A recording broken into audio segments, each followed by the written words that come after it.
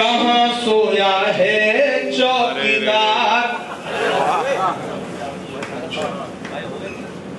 कहाँ सोया है चौकीदार। मैं आजकल पार्लियामेंट में जब खड़ा होता हूँ ना, तो सामने जब मोदी जी आते हैं पार्लियामेंट में, तो मैं बस उनको उनके भाषण याद दिलाता हूँ। याद करिए, आपने 2014 में कहा था, भाइयों बहनों मैं देश के खजाने को नहीं लुटने दूंगा, चौकीदारी करूंगा, मुझे चाबी सौंप दो तिजोरी की, मैं देश नहीं लुटने दूंगा। और फिर मैं उनसे वहां खड़ा होकर पूछता हूँ कि कहाँ सोया है चौकीदार, कहाँ सोया है चौकीदार। विजय माल्या नाक के नीचे से हो गया फरार, कहाँ सोया है चौकीदार, कहाँ सोया है चौकीदार। के चाय बेचने वाला पूरा भारत बेच रहा है, बेच रहा है कि नहीं बेच रहा है?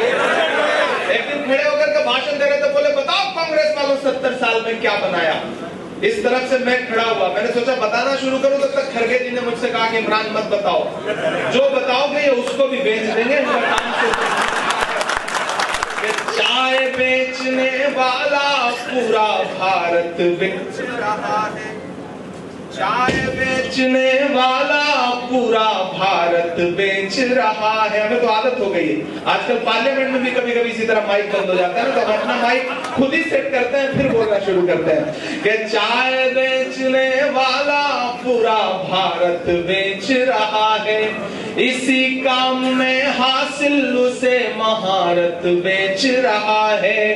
कि रेल बिक गई, तेल बिक गया, बिका हवाई अड्डा। अगली लाइन में एक नाम आएगा, आपको मजा आ जाएगा कि रेल बिक गई, तेल बिक गया, बिका हवाई अड्डा।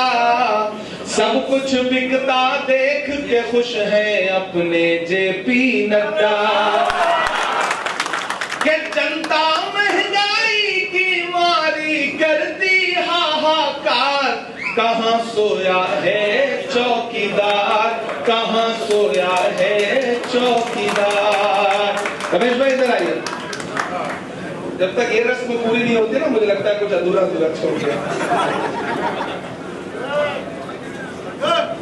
देखिए, इलेक्शन सिर्फ वोट दे देने का नाम नहीं, चुपचाप घरों से निकल करके 20 तारीख को ईवीएम की बूथ पे जाके वोट दे देने का नाम नहीं है। इलेक्शन हौसले का नाम है, अपने प्रत्याशी के समर्थन का नाम है। हर चौराहे पर उसे ये कहने की जरूरत होती है कि तुम लड़ रहे हो, हम तुम्हारे साथ खड़े हैं। मैं चाहता हूं, वो राहत साहब का एक शेर है कि जंग में कागजी अफराद से क्या होता है, हौसला लड़ता है तादाद से क्या होता है। उस हौसले की जरूरत है रमेश भाई को। मैं चाहता हूं उठाइए एक एक हाथ अपना और हमें भरोसा दिलाइए, एक एक हाथ उठा करके हमें यकीन दिलाइए कि आने वाली 20 तारीख को घरों से बाहर निकलेंगे।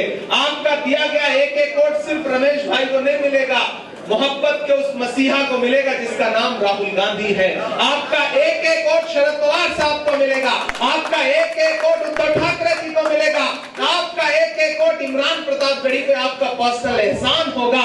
ये गुजारिश करने के लिए आपसे आया हूं, आप इन्हें जिताइए, आमदार बनाइए, हम इनके लिए लड़ करके इन्हें मिनिस्टर बना करके वापस भेजेंगे। ये आपसे वादा करता हूं।